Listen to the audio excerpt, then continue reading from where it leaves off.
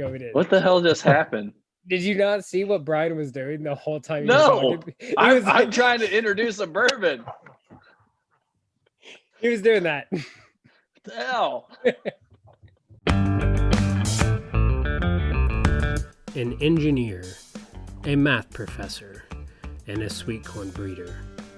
With our powers combined, we are three guys and a bottle of bourbon. What could go wrong? Brian, what did you buy? Welcome for another edition of Three Guys and a Bottle of Bourbon. Tonight we are sampling and tasting Barrell Bourbon's Batch 25. So this is a blend of a 5.5, a 9, a 13, and a 15-year bourbon sourced from Indiana, Tennessee, and Kentucky.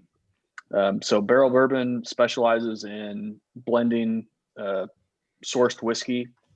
This is coming in, most of their stuff is all cask strength, and this is coming in at 113.4 proof. Yeah. If you've never had Barrell Bourbon, most of their batches are pretty consistent as far as quality. Definitely different taste profiles based on, each batch is a unique blend. But tonight, 25. Yeah, Barrell Bourbon's one of those great brands that is bringing a positive influence to sourced whiskey. So they don't actually do any of theirs aging or anything like that on site. They get all their product, bring it in, and then they do it on a small level because they don't want to waste their product, and they try it and everything like that. Find that flavor profile that they're really looking for, scale it up, and then they ship it out. So each bottle is really straightforward on everything. It says where it was distilled in, everything like that. It even says how many bottles of that batch is. So Chuck can just look at his bottle and say how many bottles there are. 5,759. So that makes each bottle pretty rare in the fact that, their flavor profiles are all very different. And when it's gone, it's gone. You're never going to find it again, which makes it pretty cool. So I think, what is it? Did we see? They just released batch 26, was it? That's correct. So yeah, so there are 26 batches in. They do other things too. They have some rye out there. They got some rum they've been playing around with. You might have seen Dovetail, which I have over there. And it is really good. All their products are absolutely exceptional products. What are we getting on the nose, gentlemen? Goodness. And that is why he is the master of color. Yeah. Speaking of which, color, I'd say is a classic black copper. So you got mostly kind of a red tint, a little bit of brown, solid, good age on this. Brown whiskey. Who would have thought? Good age. I almost feel like my master of color title is only like an honorary title, and one that really doesn't mean anything. But I felt like an honorary doctorate. Like an honorary doctorate, exactly. Ooh. So yeah, on the nose, I'm getting some oak, a little bit of honey, some vanilla, some type of fruit. I can't really tell off the exact notes. I definitely get the fruit, a little bit of banana. Yeah. The oak comes through on the nose. Yeah, you don't often think of banana with bourbon, but that has a little bit of banana on the nose. Oh, wow. The Old Forester guy doesn't think you get banana with the nose, even though banana's in all Old Forester notes. Nah, smoky. You just get smoke on the... Yeah, it's the smoke. You get more smoke than banana. How about the palate? What do we get?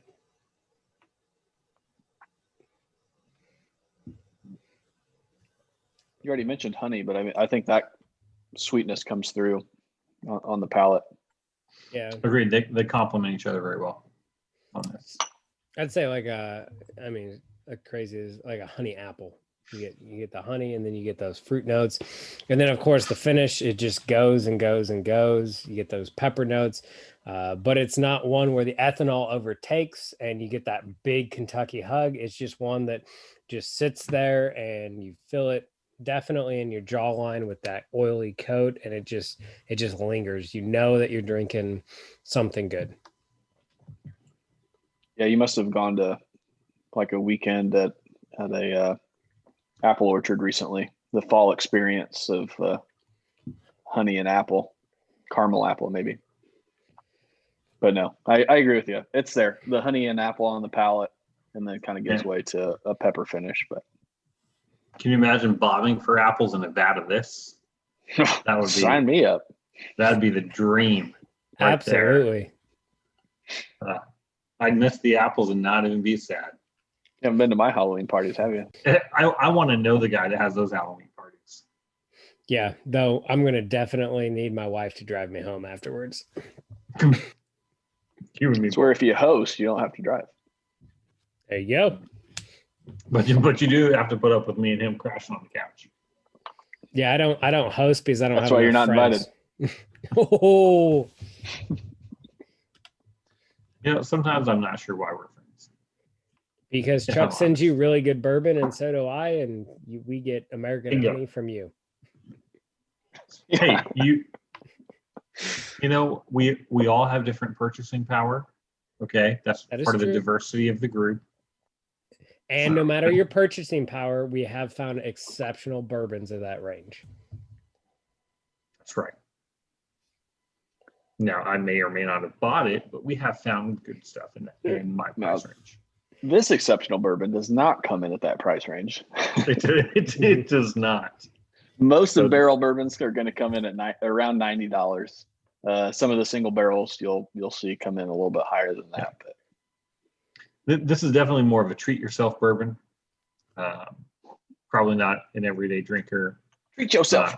But if you want to treat yourself, you really can't go wrong with any of the Barrell bourbon choices. But man, this batch here is phenomenal.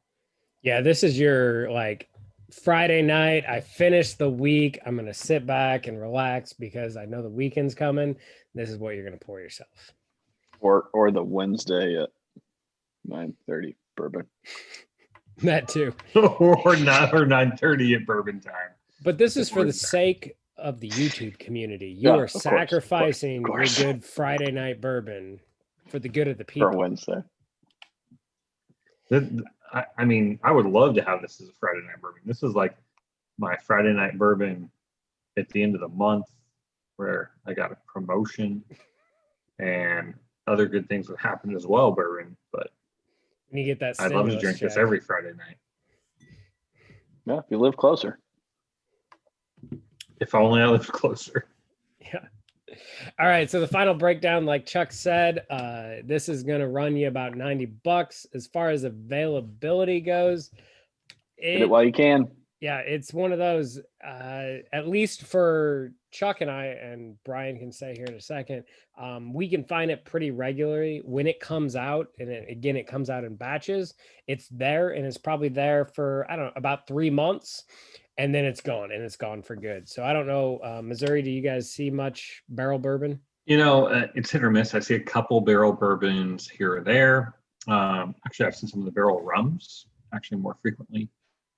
Maybe just because people aren't buying them. I'm not sure.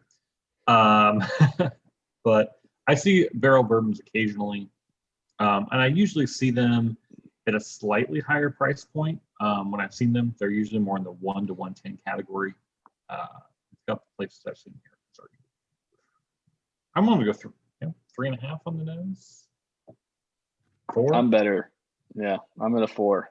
This is a really pleasant nose. I love the complexity of you get the oak, but that's not, some things are over oaked and that's all you get on the palate. This is good. Gives you a little balance with the fruit notes, the banana, the apple. Yeah, it's absolutely delicious for sure. So I guess I'm the deciding vote.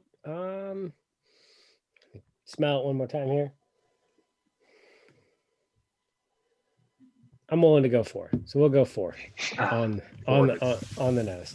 So how about the palate? I'm going to say for me, it's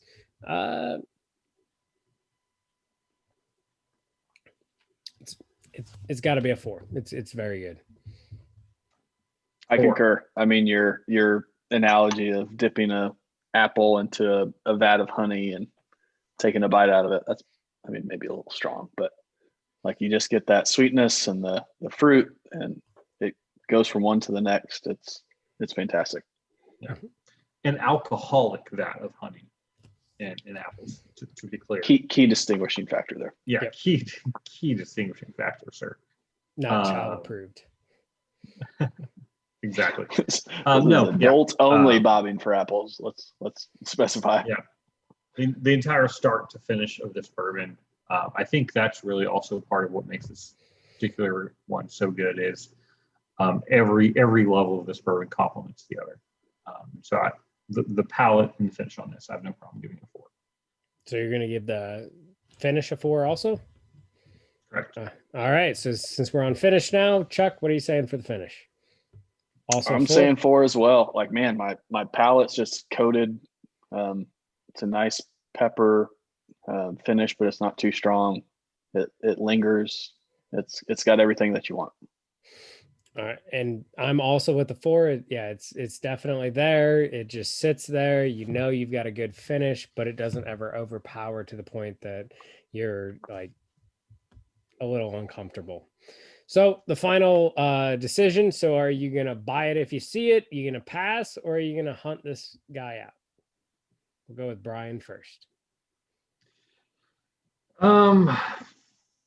That's tough. You know, that $90 price point, at least for me, I have to be pretty particular about what I'm hunting, or just buying, for that matter. But for this one, I think we're definitely in the worth hunting category. If I hear somewhere around town where, like, hey, they have this, I'm making the drive. I'm doing it. If I hear the next county over has it, I'm getting in my car, I'm driving. And making it happen. Because, you know, at least for me, you know, if I'm paying that much for a bourbon, I want to make sure it's worth it. And this one, while that $90 price tag may feel a little bit, I'm getting what I'm paying for and more with this. So I'll say this, so then Chuck can finish it off on a super high note. I'm going to be one that I might buy it if I see it, but definitely with all the Barrell stuff, I'm going to listen to a couple of reviews beforehand, see from other people, because it is the higher price range for me. So it's pushing into you just tasted it. What more review do you need? Like, right. Tell us. Are you gonna go out and buy a bottle, or are you gonna pass? This bottle, I would definitely go out and buy without a doubt. But I'm saying for our would you hunt it? Would you hunt it? We're making a recommendation based upon this bottle. Yes. I would not go hunt it. I would buy it if I saw it.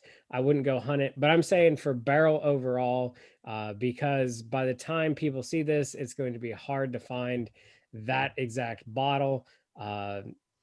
If you see one and you don't have one on the shelf, definitely buy it.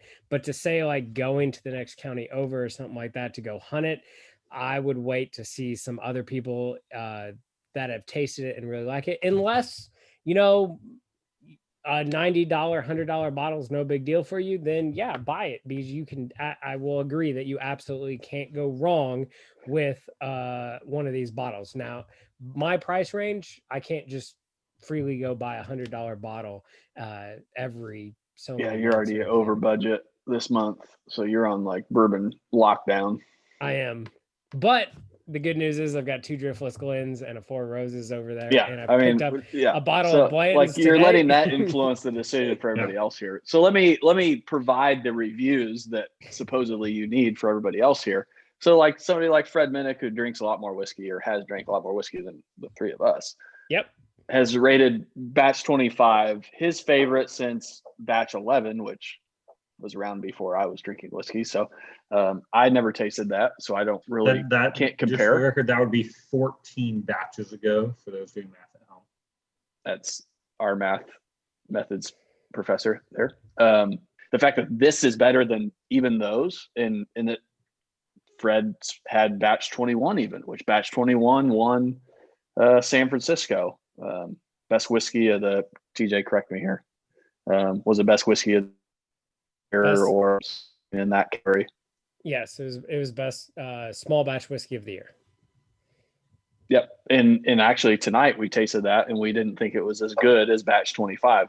So true. in that context, if you're not going to buy batch 25, you're not going to buy any barrel batch.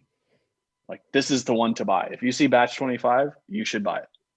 Now, from my perspective, TJ did just call me today, and he was in the store and there's a batch 25 and there was also batch 26. I didn't have batch 26 yet, or actually 24. Let me correct this. Yeah. 24. And there's batch 25. I didn't have batch 24. So I said, yeah, for the sake of something new, I said, give me a batch 24. Still got half a bottle of batch 25. That may be the wrong decision. I'll tell you in a future episode. But I would, as this bottle gets lower, if I see another bottle on the shelf, I will go ahead and buy another bottle, because that's how good this is. And I will say, to caveat that, we've talked, you can find batch 25 around you. You can't find batch 24 around you right now. And like we've said, out of all the barrels we've had, we haven't had a bad barrel. So that would be a good reason to justify why you decided to go with the 24 over the 25. Yeah, that's just something to me. I like new, something I haven't had before. Let's give it a go. Yeah. As with all of us, we like new stuff, as you can see behind me and everything like that.